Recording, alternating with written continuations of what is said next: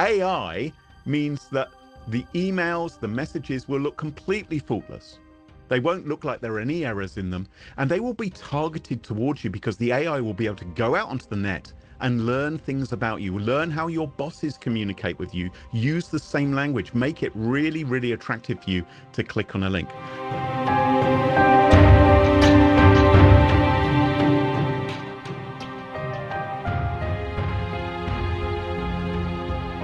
So it's important to strip away the jargon. Us nerds, we love all the acronyms, we love all the buzzwords, but it's like we're speaking a foreign language to the typical person. So we have to put these things into language which people will understand and help them understand with relatable analogies, things which they can actually get a proper grip on. I think that's really important. And use humor as well. You know, it's the best way to learn is by telling some funny stories.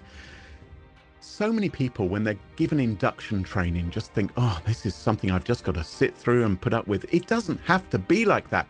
It can be fun. It can be something which people are talking about in the weeks following the presentation, saying, oh my goodness, that story of how that hack occurred or what happened to that company because it did X, Y, and Z. It will stick in people's brains and it will help you keep your company protected.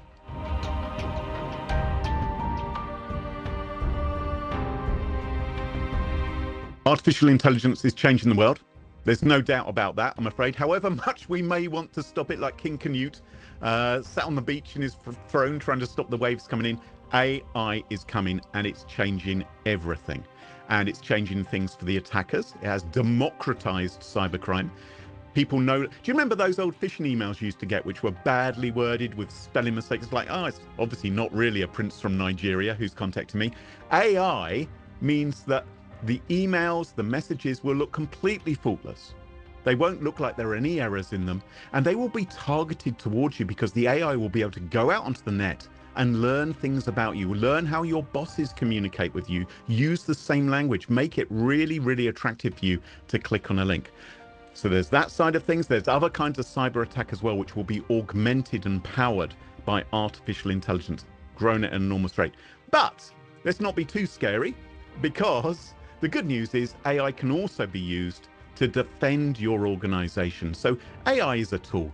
It can be used for bad, it can be used for good. And the people defending your organization, the technologies which can be used, are using AI to better detect anomalies, better detect when strange behavior is happening on your network and prevent it and shut it down. So, you know, it swings and roundabouts. There's a good side to it, there's a bad side to it, but we can't deny it's happening. And I think it would be wise, if we want to defend ourselves, to really embrace it in the right way.